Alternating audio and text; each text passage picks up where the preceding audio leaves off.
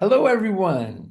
Welcome to another American TESOL Institute webinar. I'm your host, Jason R. Levine, better known as Fluency MC. I'm happy to be here with you, and I'm here every month. It's a great honor and privilege to host these webinars, whether you're here live or you are watching asynchronously. Thanks so much for joining us. We have a very cool topic, a topic that it was a little difficult for me to prepare for today. I have to confess, not because I didn't have ideas, but it was the other problem where you have too many ideas, wondering how you can condense them and really focus on the most important. Why? Because is there anything more important than having our students motivated to practice English, learn English, work with you, work with one another, come to class, do things outside of class? Basically, it all comes down to motivation, I think, and that's what I think about all the time. And that would be my first advice. Think about it all the time.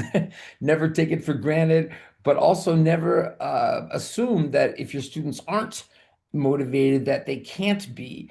Although it is important, as I'll say now, and I'll say I'm sure a few more times, to try to start off with techniques that get your students motivated and keep them motivated, because it is harder, depending on their age level, etc. It is harder later in the course if they're not already motivated. So the beginning, from the jump, that's what's really important. But the great news is, especially if you're a new teacher, that it's okay if it doesn't work, because you can always do it with a new group. And you'll always have different groups and you'll get the hang of it, because it's certainly one of those things that it takes being mindful, but it also takes experience.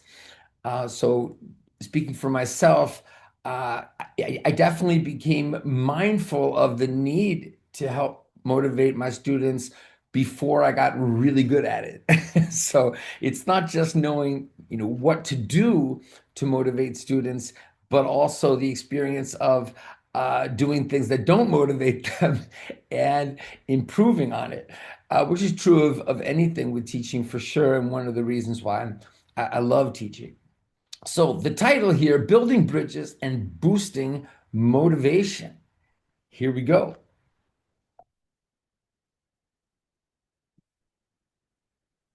So as a teacher trainer, I've put this on the screen. I wish my students were more to see what teachers, how they would respond. And guess what?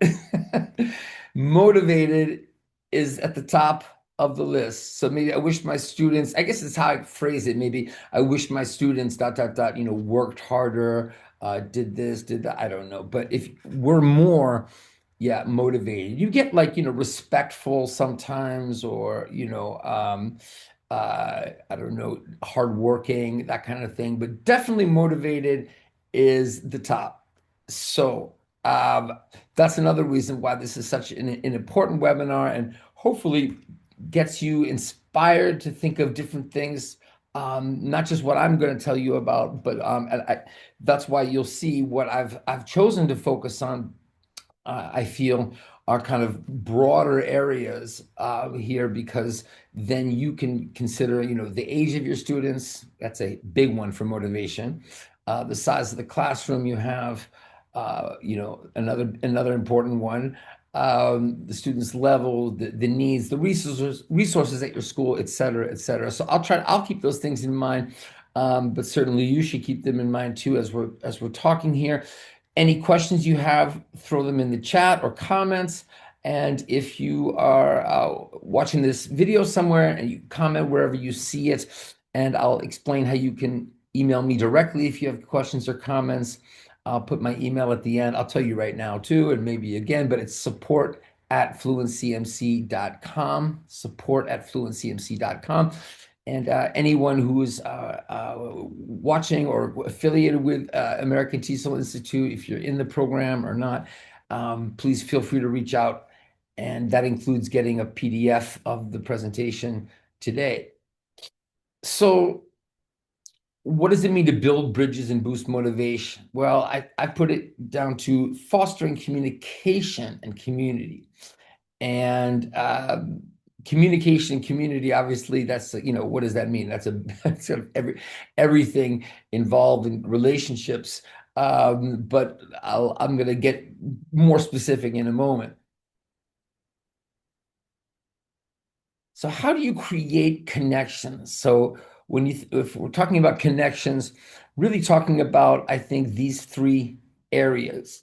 So your relationship with your students, the rapport you have with them, that is huge. Number one, I think, not that among students isn't equally important, but if you have a good rapport between you and the students, generally they will have a better chance with things you can do to encourage them of getting along with one another and more than getting along, enjoying working together and making progress together in ways they wouldn't if they weren't in that group. So it really starts with you for sure. And then also, and if you have, and maybe if only you have a good rapport with them and they have a good rapport with one another, then they're going to be motivated to connect with English. Now, if you're lucky and you've got kids coming in that are already really motivated and engaged in activities in English, whether with each other or other friends or on their own, then it's going to be a whole lot easier. So that's what I meant earlier about who your group is and what they're doing. It really depends. So I'll try to focus on the most important things, I think, for everybody. So we're going to look at these in three separate categories, right? Connections between you and them, among them, and between them and English. So we'll begin with your connection with your students. Now, typically, what at least in my experience, I've seen in books and courses for teachers, training, development, is kind of a rush to do a needs analysis, figure out who your students are and their lives, interests, and future goals. And I have it here, but notice what I've done. I've put you on top, and there are a few reasons for that.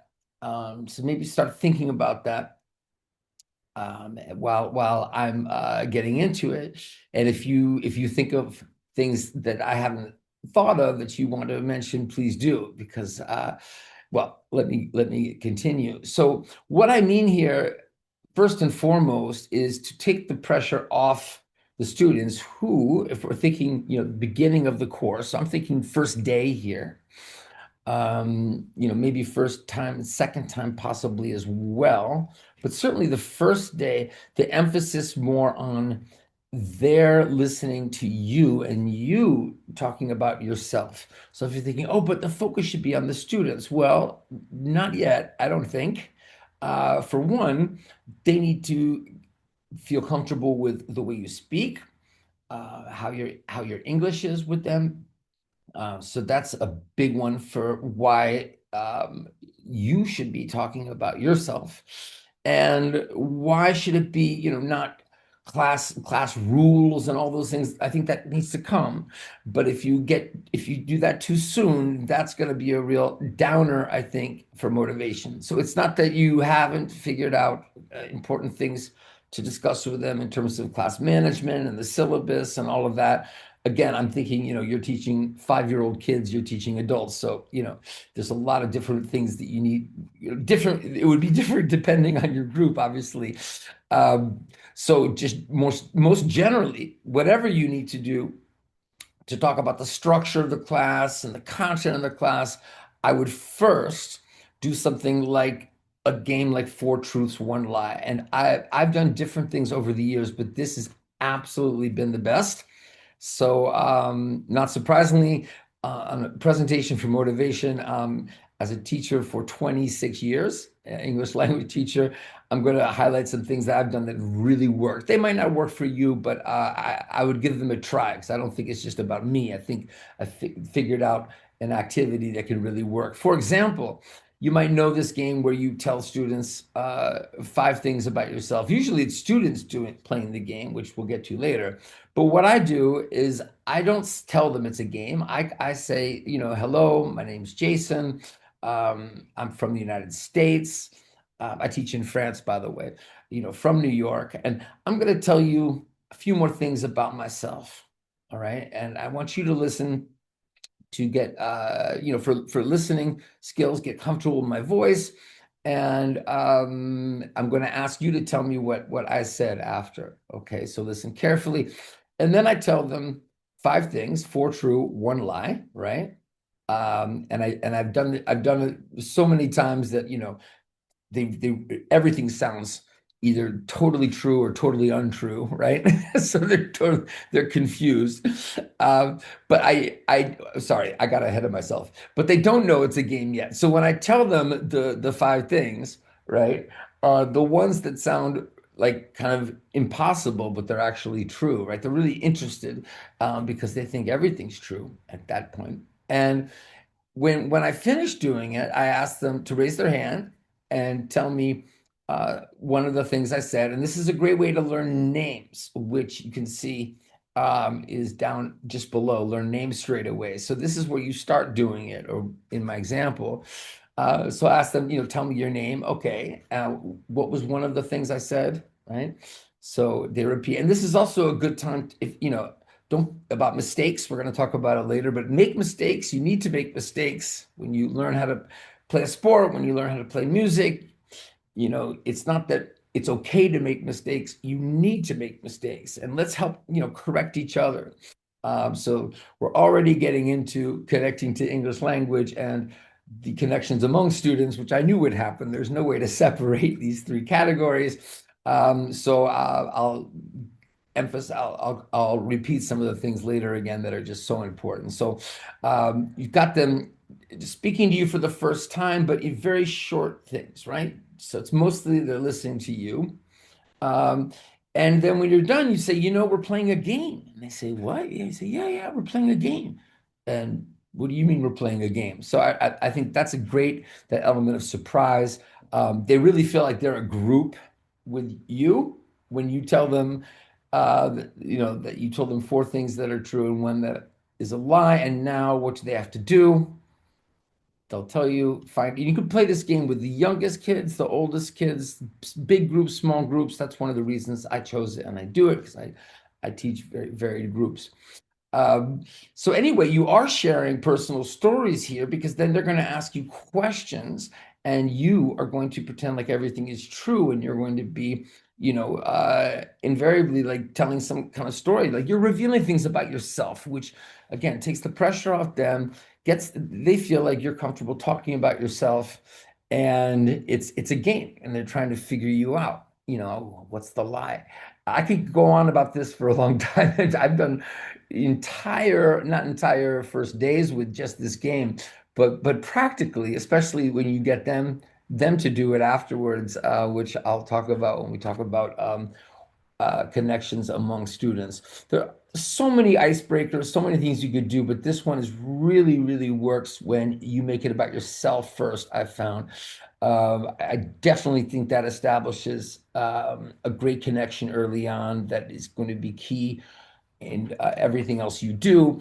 And as I said before, it's, the first day is super important. So if you don't play that game, do something I would say that they don't think is a game, but then they see it's a game, or at least it's some kind of communication activity that where it's on you, something about you, your story, who you are, so they have to guess things about you. It's not, go around the room, what's your name, what are you interested in, blah blah blah, which takes us to the second thing. That blah blah blah is important, but how do you do it?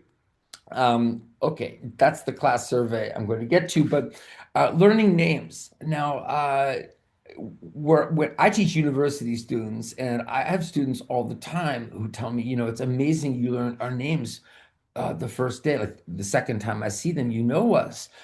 Because most teachers don't do that. Like I hear that a lot. So that's why I put this here. Maybe it's not a big deal if you have a very small group, but if you have big groups, I have some classes that are 28 30 students sometimes.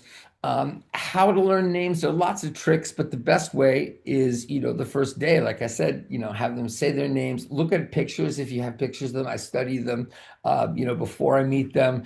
Anyway, there are lots of ways to learn names. It's not that hard once if you really make an effort. The problem is it's easy not to make an effort, but do it. It will really connect you to the students quickly, in my experience. And yeah, that's a big one, but a simple one when you think about it. And then use the names obviously as much as you can during the class when if you're calling on them, or if you're working with them in small groups, really makes a big difference.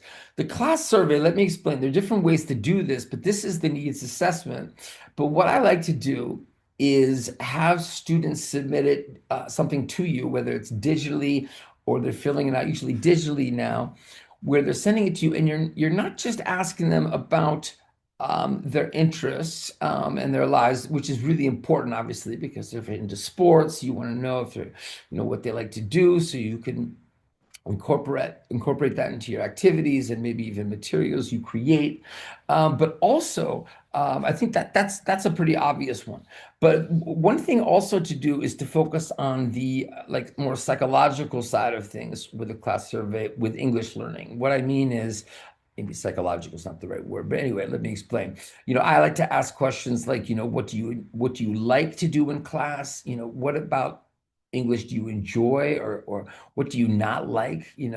Is English something fun for you, or something stressful, or and to answer honestly, because it's just going to be between you and them. I've even done anonymous ones before, uh, which can be really good if you feel like students are not going to be as negative about English and as they might be otherwise. And the more negative they are, the more revealing it can be for what you can do. And usually it's things they've done in the past that are very traditional, very boring. And but this way, you can steer clear of those things, especially if you're a new teacher and you're not sure what works or doesn't work. I've made them anonymous and then asked later if they could, well, that's not true. I've done it where I've done two steps, one anonymous and then one where they answer more about their specific interests. But there are different ways to do it, but really, really important to gather information very early on, to know, as I said, how to go forward in terms of their needs, but also so they know that like the name thing. Like I've had students say, "Well, teachers never asked us these questions before at the beginning of the year. They just kind of started teaching us." Little can go a long way, and really important at the beginning if you get their trust and you make a connection to keep them motivated going forward. Here's something that you'd think is obvious, maybe, but I think we take it for granted or we don't think about it enough. What ways, and this is connected to the survey, what ways do your students already enjoy learning? So it could be if you're in a school and you see they're doing something in another class that they really like, instead of thinking of a new idea, bring it in and do it with English. This also when I wrote this, I'm also thinking about apps they use and things they're doing digitally. So if they're already using learning certain ways on apps or playing games, instead of introducing something new, can you take what they're already doing on their phones, for example, and do it? And often you can't. So that's a really important one. Both of these connect to the survey idea. So, what about their personalities and abilities? And when I say abilities, I don't mean just English learning. I'm thinking about, and disabilities. If they have any learning problems, what's their learning style? I don't mean so much like visual learner, audio learner. I'm thinking more about, really paying attention. This is not just the first day, obviously, but, the first few times, which students are more outgoing and which are not, which might need more reinforcement from you, more careful handling. When you're putting groups together, don't just randomly put groups together, especially at the beginning. Really think about who would work best with whom. If students are sitting together and they really like being with each other, I would keep them together, and then do things I'll explain soon to make sure they're also interacting with other people, but especially at the beginning, really, really being mindful of what they seem comfortable with before you try to get them out of their comfort zone. This one about assessments, what I mean is, for example, I'll give you an example and then you can think of others. But I used to do presentations where, sort of traditionally where a student would get up and present something. But what I do now is, instead of a pair of students only presenting, they present something, but then they have a discussion with me in front of the class. So they prepare questions for me, and I prepare questions for them about their topic. Um, Almost always now, any kind of test or assessment includes some individual or small group thing with me, with the teacher.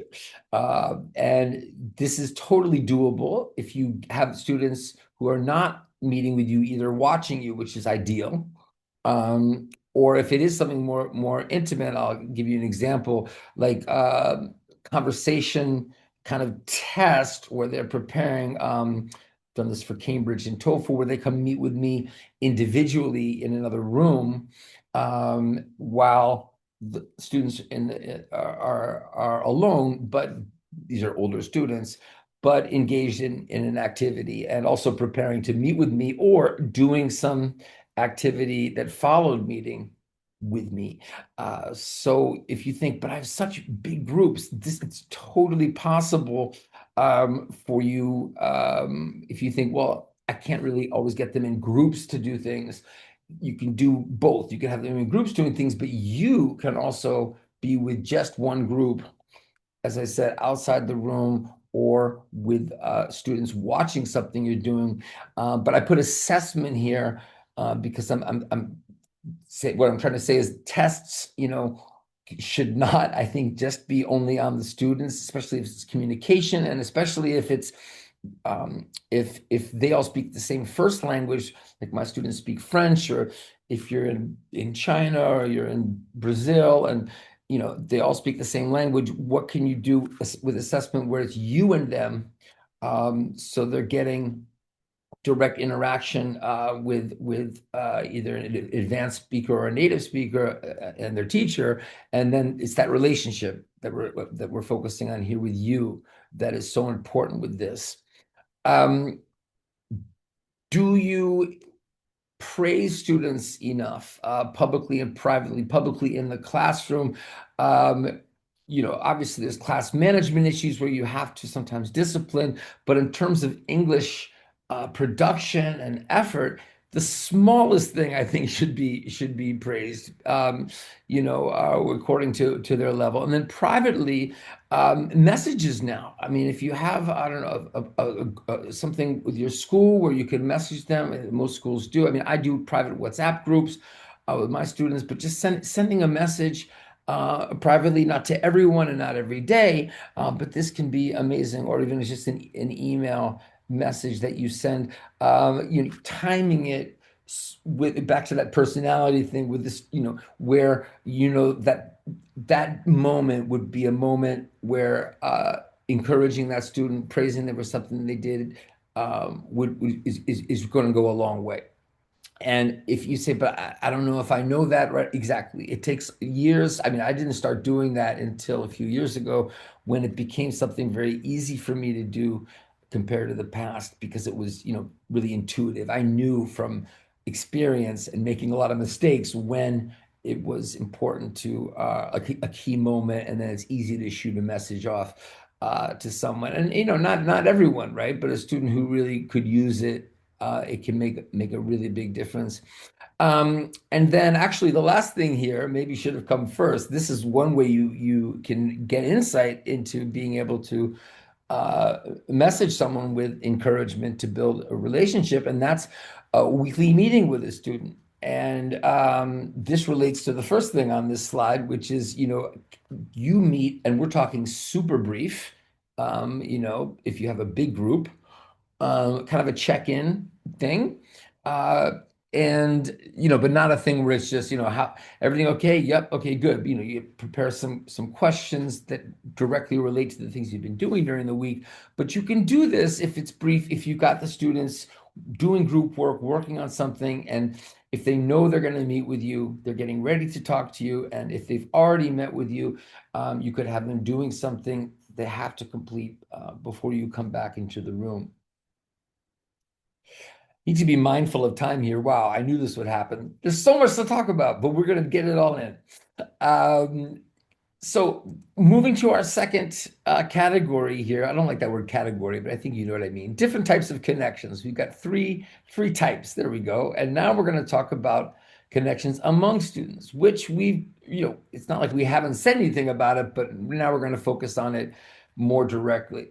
So, find someone who, and four truths, one lie are among many icebreakers you can do to have students get to know one another. I gave you an example of four truths, one lie, where it was me doing it. It can work really well if you do it and then get them in groups and one of them has to do it. That's great. But don't assume students know each other or don't know each other.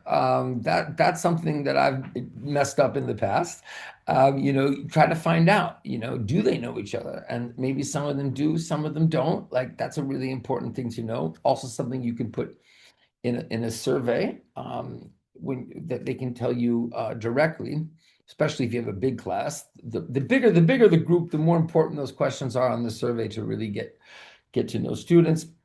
Find someone who is such a classic beginning icebreaker that it's almost cliche now, but it's because it works. It's like saying, gap fill is, cliche. Well, it can really work. So, find someone who has eaten sushi, find someone who has been to another country, this kind of thing, or even simpler things where students get up and go around and write down names. So you can find this activity online, and there are forums that it is a good activity. But I really like Four Truths, One Lie. I've already talked about it enough. But anyway, there are many other icebreakers, and I haven't mentioned Gen AI like ChatGPT yet. But large language models, amazing for you can say what are some good icebreakers while you're also on the internet looking. But when you're choosing ways for students to get to know one another, as I said, make sure they already feel this kind of bond because they know you. So you don't start this, again, in my experience, but I think it's really important. You don't try to get them to do something before they kind of feel like, oh, we like this teacher. This teacher has revealed things about himself or herself. And you keep doing that, I think. You bring personal stories, and I'll get to that more in the next when we talk about the next category or type of connection. Something else is interviews. It could be, this is a classic thing too, but really, also very real. Find someone who in Four Truths, One Lie isn't as real. So if students are older, I wouldn't recommend find someone who. That's better for younger kids generally. But yeah, you could just have them, interview questions, come up with questions, or you can give them questions to find out from other students, what their needs and interests are.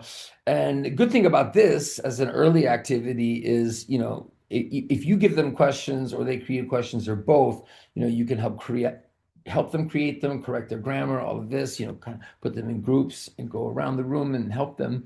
But if you don't have time, you can just give them interview questions, practice the pronunciation, the stress, so they're comfortable with them, and then have them report their answers. And you can also, before they report, go around and check and help them too. The other thing is the student surveys that I mentioned before. One thing I've done is, if they're not anonymous, explain, you have everyone's survey. Thank you all for these ideas.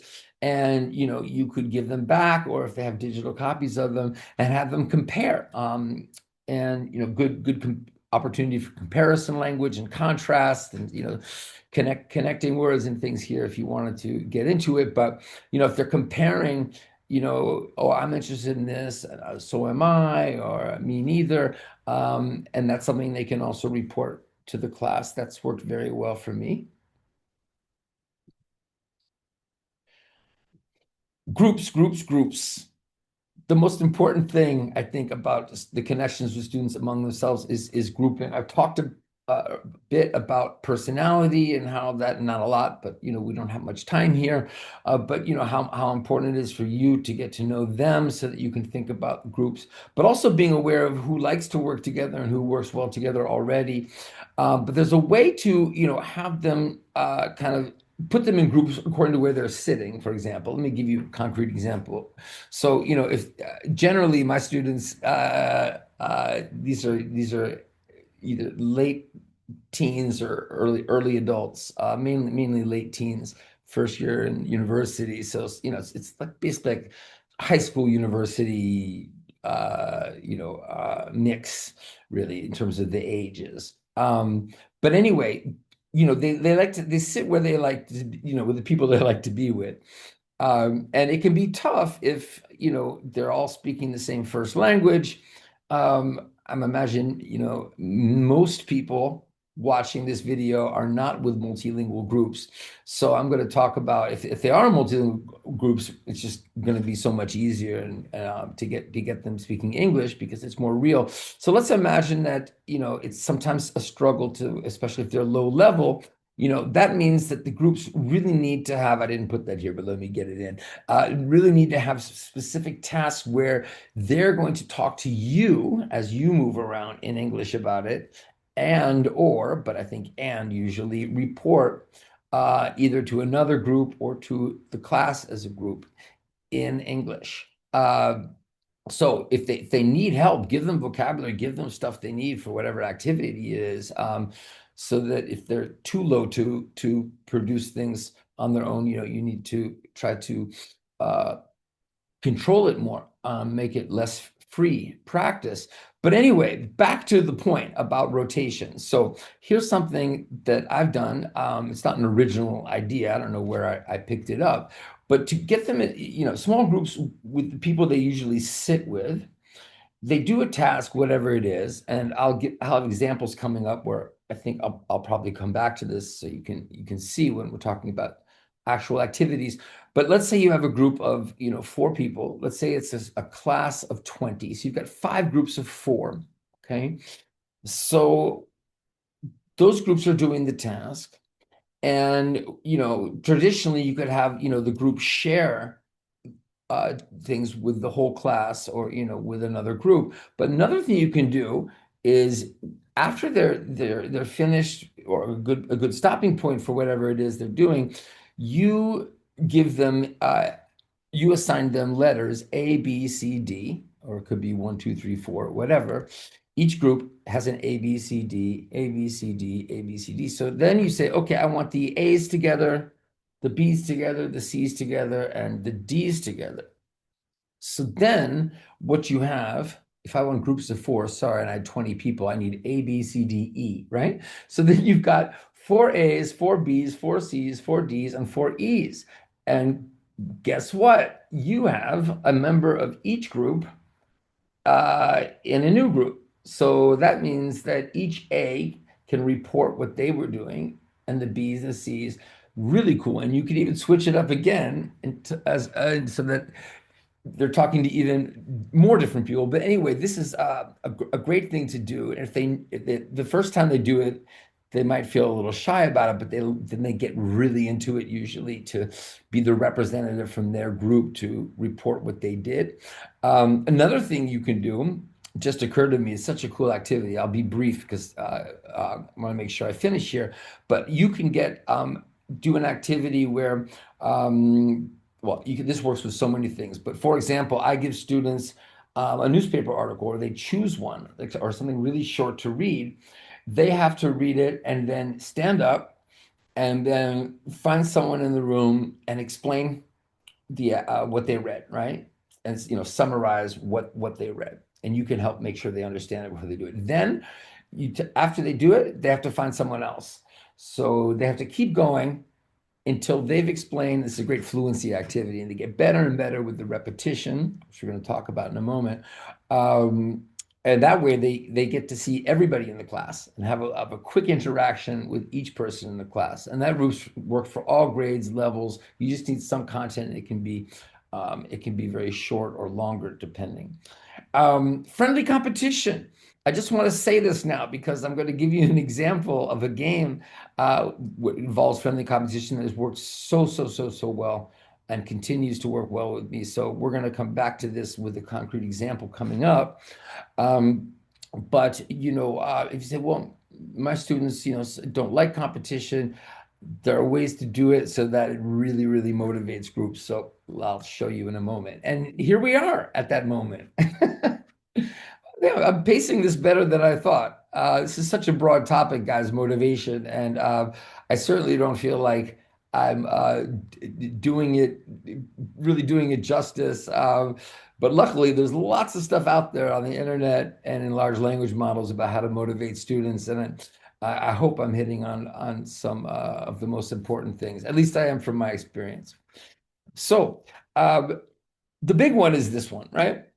But this one can't happen in most cases unless you have a good connection with your students and they have a good connection among themselves. So this is, if you have that, this is possible, but not gonna work usually without the other. So will students be motivated? I want to learn English. I want to do more with English. That's the big one. It's amazing to me, and I mentioned this earlier, and I said I was going to mention it again. Here we go. It amazes me how many teachers, and I include myself for most of my career, repeating that advice that it's okay to make mistakes. And then I don't know when it hit me. Oh, I started realizing that, the importance of practice and repetition in English learning as a skill. And if it's a skill like music or dance or sports, what do you do when you learn a skill? It's not that it's okay to make mistakes. That's how you learn. Like if you don't make mistakes, it's not going to happen. And then when you realize how at least in France and working with Asian students for many years in New York, you know, just how big of a deal this is about not wanting to make a mistake with communication, with language. And but that same student, you say, oh, well, it's because they're Japanese or because they're French. But a Japanese person or a French person learning a sport or learning music makes mistakes all the time and learns from them. So comparing it as a skill is really important to other skills like music and sports. And when students get this, this can really make the rapport with you and them and with each other stronger. So I was thinking about putting this in other categories, but anyway, it's a good moment to say this is huge, bigger than I ever thought. When you switch from it's okay to make mistakes to the need, and like if a student is not, if you're not making mistakes, you know you're playing it safe, and we're this community here that is going to help you and correct each other, help make corrections all the time. So the other part of this is the corrections, so if you say, well, don't correct students, it's about how you correct, and there's a whole another session about error correction. But anyway, I think correction is not as big of a thing if the students feel like they need to make mistakes and they're expecting it and expecting to know how to say it the right way, just the way they would expect it if they're, learning to play football or piano. To try keep making mistakes to get it right. Focus on collocations, chunking, making lexical chunks. I'm going to explain this when I talk about activities you can do in class and outside of class. So let's go right to that. Meaningful repetition, especially with lexical chunks. That is the most important thing. And why does that help meaningful repetition with collocations, chunking, which I'll show you? Because it makes it easier to learn the language, and that makes it more interesting and fun. I also think it's interesting and fun to chunk things and learn that way, but the more I've done it as a teacher, because I'm interested in linguistics, and so maybe as a learner, um, especially as a continuing learner of my own language, I like that idea. I think the reason it works so well for everybody is not necessarily because they're so into languages, but that it's easier to learn that way, so that when it's easier, it's more fun. So let's talk about that. Repetition, meaningful repetition with lexical chunks. We're going to talk about dictation, songs, games, and videos, although I have to say the video part I didn't focus on as much with the chunking, but by the time we get there, you'll already be thinking so much about collocations and chunks, you can do that yourself. Dictation first. So this is part of a story, actually a very long story, the very beginning of it, and that I've used with students. And it starts off very simply about, it's called One Day. It's about a man working at a job in his city. But I would read this without saying we're doing a dictation, right? I'd read it and then maybe try to elicit or get students into groups. What did they understand? Or, maybe a comprehension question. Okay, listen again, listen. But I like turn it into a dictation. Right. You can also do a dictogloss with it. No time to talk about dictoglossses today, but you can look that up. That's great. But what we want is we want our students to want to hear it again.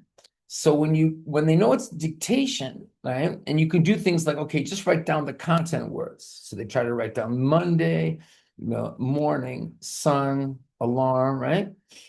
Okay, I'm going to do it again. Do you want me to do it again? Yeah, do it again. If they're going to try to get this perfect, they're going to need to hear it more times. And the more they hear it, the more they're going to hear these chunks of language, like Monday morning, sun came up, alarm went off, woke up.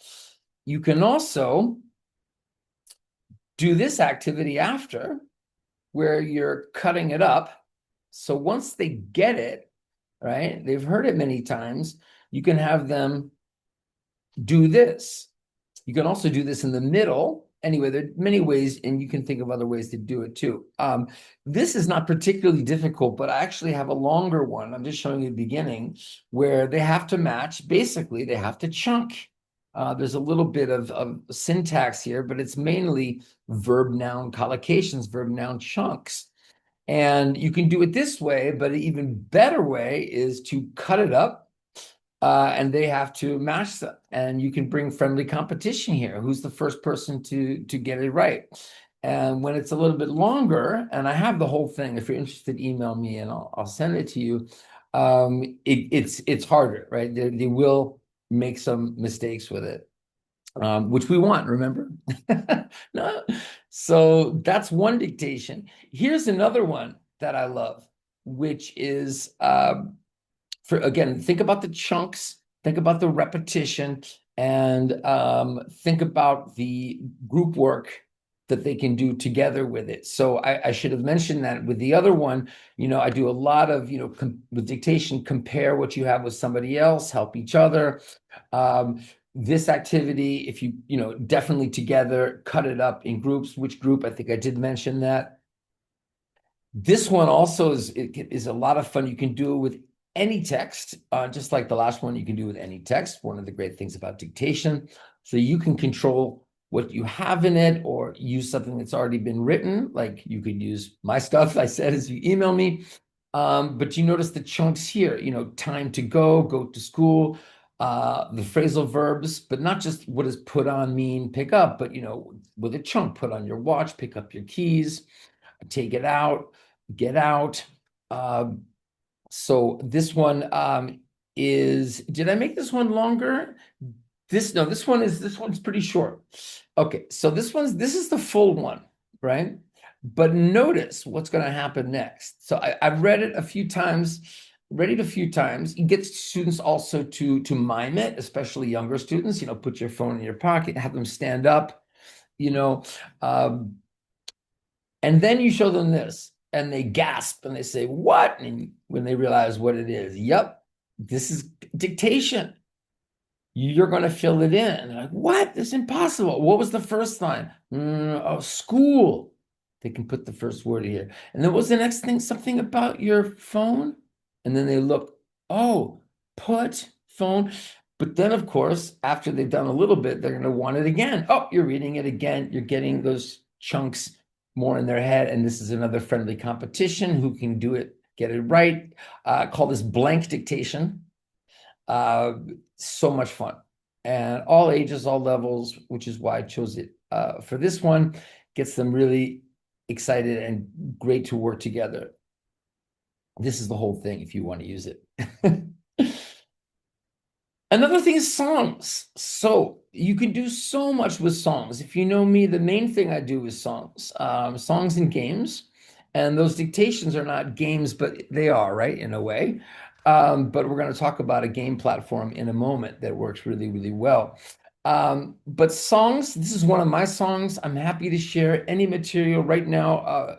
Many students have been, teachers and students have been emailing me to get lyrics for the irregular verb song Stick, Stuck, Stuck, because it's being shared a lot right now. I'm happy to send you lyrics, gap fills. We're going to talk about gap fill in a moment. But this is a song called Get a Life. You can do this with a song, one of my songs. You can do it with a pop song. You can do it with a song you've created. Another session on that, by the way, how to make your own chants and songs. But here I would suggest, this is something you can look at before or after they hear the song. This is just for part of the song. This is a long song I do in parts. But you could show it to them before. You're going to hear a song and hear some things from the song, or show it to them after, or both. So the first one, I don't know what happened. This happened on the other table too, where the top is blue. I don't know. But anyway, I got to know this kid means I found out what he was like. So this is a quick matching. And this song focuses on collocations on chunks with get. So comprehension questions, if you show them this before they listen, of course they can't answer, but you could explain, get him in line. Maybe, depending on the level of the group, get him straight. Oh, maybe this is a song about somebody, about a boy and his mother. But you could also not show this at all and just do the song. It's a great thing about comprehension questions. You could show them, before if you want, during, after, or all three. So here are the lyrics, right? And I put the stress there. I got to know this kid when I got to junior high, right? So, there's the song. There's so many things you can do. I have to be careful with time. But I referred to gap fills earlier. I mean, it's one of the best things because it's dictation, right? So they're going to want to hear it again to complete it. And the meaningful repetition is what I come back to all the time with every activity. If they want to hear it again, please do it again because they want to complete it. They're thinking it's completing the activity that's important, which it is. But in fact, what's really happening is they're getting the repetition they need to remember language and grammar. So here I just pulled out a few of the collocations with get for them to focus on. And the great thing about gap fills is you can assign them for homework. We're going to talk about out of class practice as we finish today. But the more things that you do in class to get them interested and can connect to what they do at home, the more likely they're going to do more things in English. So especially with songs and games outside the classroom. Oh, speaking of games, I jumped to videos, but games, I'm going to go straight to the platform.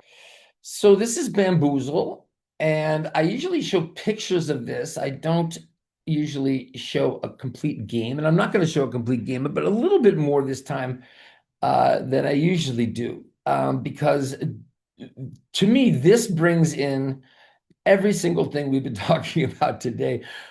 starting with groups working together, and then this idea of connecting to English. So I have a game here called Phrasal Verb Olympics, and I'm going to imagine we're playing, and you can play with any number of people. So this is bamboozle.com. And my games are there. You can just search for me and you can play my games. Email me if you're having trouble finding them, support@fluencymc.com.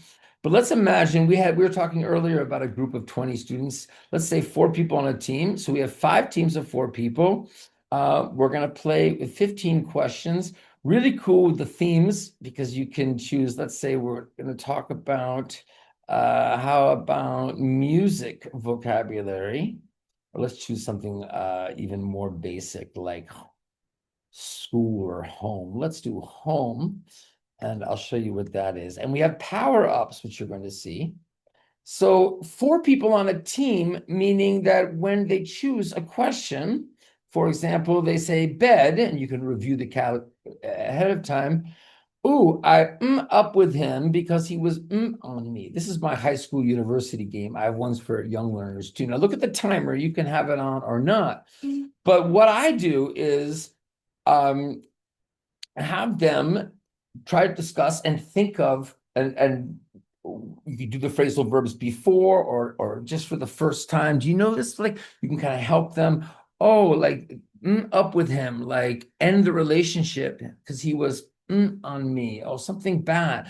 So this is a, maybe too high level for your group, but imagine you have a group where this is a good level, like one of mine I'm teaching right now. We're doing this game. So they try to come up with the answer together. So you can get both correct or you can give them half credit. So let's say they say, I broke up with him because he was, I don't know, but they got up with him. So you can give them the 25 points or, and that's if you do okay, or if you look here, you can actually change the points they get. Really cool. Have a prize. The prize, I have candy for these games. They love it. They get really into it. Let's say they get it right. I just want to show you. Let's see if we can get a power up here. Oh, there's a power up. Team 2 can choose another team to lose 10 points. Here's another opportunity for conversation. You can they can say, well, we're going to choose team 1, but the other ones go minus. So I can say, team 1, can you tell team 2 why they shouldn't pick you in English? And so you can get them to say, well, don't you pick us because, right? And then team 2, why not choose another? Like you can get conversation going. So let's say they say, okay, they're going to choose team 5. Oh, team 5 is minus 10. I'm going to stop here, but there's so much you can do with these games on Bamboozle. The friendly competition factor is the best I've seen. Some students want to stay in the same groups the whole semester. They have competitions outside of class too, because they can play outside of class. Let me show you how they can also just study where they can see the answers. They can try themselves. They can prep themselves for the game. So the ones that have studied it are going to know the answers. So they want to win the candy. Amazing. So many things you can do with Bamboozle. And you can find me here if you just search, one moment, you go to Bamboozle and you can go to, just if you go to games, you can search for the person. How do you do that? Where do you search for the profile? I think here, yes, this is my profile. If you just do a search, I think for Fluency MC or Jason Levine, you'll find me in my games. And you can make your own games too. Or just email me and I can send you the link. But strongly suggest this. If you think of the things I've been saying today about motivation, I think you'll see why this is worked really well for me. And I think it can work well for you. So many other types of games we could talk about, but that's been the most successful for me. Last thing today is videos, and I knew we wouldn't have a lot of time. So I'm just going to touch briefly on videos. So many great things you can do with groups and getting them motivated with video. So here are these are 2 activities. It's not very clear here, but let me explain. What you can do with the whole group is have them watch with only the sound on. then put them in small groups and ask them, what do they think? This is a scene from a video, a movie, or this is a short, something short, right? So they only hear, can they make guesses of what it's about? And then sound off. So now they're seeing it without the sound. This is also great because I think it can be overwhelming to try to understand it with the sound on and watching at the same time. Of course, only one is not enough, but if you have the sound off and they've already heard it, this can really make it easier for them to kind of guess main ideas of what's going on in a very cool way. And when it sounds off, you can also be talking like, who's that? What do you think this is going to happen? And after, of course, every time getting them in small groups to discuss, and you can go around and talk to them about it. And then watching with both the sound and the picture on, and doing any kind of activities you want about comprehension, discussion, vocabulary that you're bringing out, all kinds of stuff. You could also do dictation with scenes. It doesn't always have to be you dictating something, especially if you'd rather have other English speaker input, different accents, different types of people, and maybe the students be more motivated if they're listening and doing dictation from an actor, not you. So great opportunities for dictation and video. The other activity that's so much fun is when one group watches a scene and of a movie. I say scene, but obviously not the whole movie, or if it's a short video that's being shared around, so many of them now, right? So one group watches, the other group leaves, and the one that's in the room knows that they have to explain it to the group that comes in. So if they're really high level, maybe you don't give them anything to help them. But usually, right, some sort of, language for explaining movies, so, first, second, logical connectors and things like this, but also vocabulary from that they don't know. So you can talk to them before the other group comes back, about vocabulary they didn't understand, or you could, pre-teach some before they watch. But anyway, the other group comes back, and it's really cool because they listen, the other group explains, and then you watch it again, and the group that didn't watch it the first time can report on how easily they understood. And maybe usually the first group wants to add things they didn't say the first time, and then you can do activities you were going to do with that video, or you can choose another video and have the reverse, have the other group leave and the other group stay. You know what I mean? So they both have the opportunity to play both roles.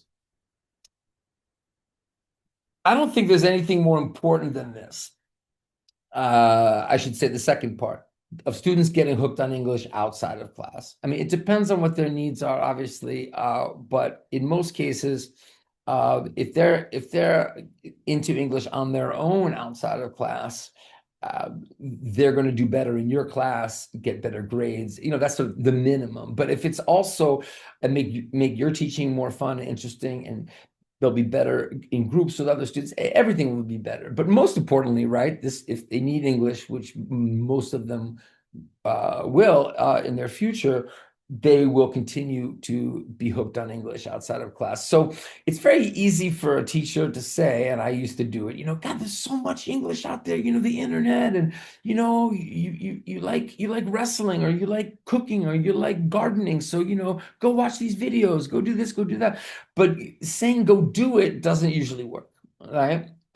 It needs to be where you're doing things in the classroom with things that really get them excited. And then not just that, but that you continue, like I was saying with the song, if they like the song and they're kind of into it, give them something to do at home with it.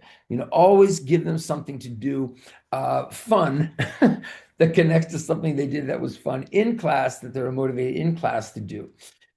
So that's huge, right? I mean, if you're doing kind of standard basic things that are boring them or too difficult for them, don't connect with them in class, and then kind of, watch this video or go do this, it's not going to work. But if they really like something and you can continue it outside of class, especially if they know they need to do it for traditional things like because their group needs it, because they're in a competition, because of their grade, but there's nothing wrong with them needing to do it for a grade if it's doing a gap fill with a song or filling out some information about a video they watched, and if they're doing that, then the likelihood is much, much higher that they're going to watch more videos, listen to more songs on their own. And if they're doing those things outside of class that connect with what you're doing, then you can be more ambitious with them in what they're doing with English outside of class as well, which sounds like a part two. For actually, we are going to do. I mean, it may even be the next webinar talking about autonomy and students doing things outside of class with English. So that's coming. So that is kind of a natural part two here. We are out of time, not out of time for questions for those who are here. And I'll check the chat and we'll discuss. But if you are watching asynchronously, that part will be cut out. And but you can still ask questions, and let me hit the last slides here. I say we're out of time, but what I'm talking about here with remembering English is, if you look here, repeating and repeating what? It's those chunks, those collocations. That's the key. This is something I show every time. And if you're doing that practice, you're repeating chunks of language, you'll get more accurate. This gives you confidence. Can't believe I haven't mentioned that word today, but yes, if you're confident, so many opportunities I had to mention it, you will be more motivated. And motivation, confidence and motivation obviously go hand in hand, and that builds the fluency. And this is the type of pleasant circle or happy circle, not the vicious circle, that we want. And practice makes what? If you say perfect, I get it, but I like progress. And my favorite, when it sticks here, practice makes permanence. And as always, isn't this the most important? And I think you can see how I've touched on this every step of the way today. What we learn with pleasure, we never forget. Email me, guys, if you have questions or comments, if you're not here live, or if you are here live, and I'll be happy to send you a PDF of this presentation and anything else that you like. Anything for American TESOL Institute. English language teachers in training, currently working, old timers like me. Have a great day wherever you are. Peace, respect, salute. Bye-bye.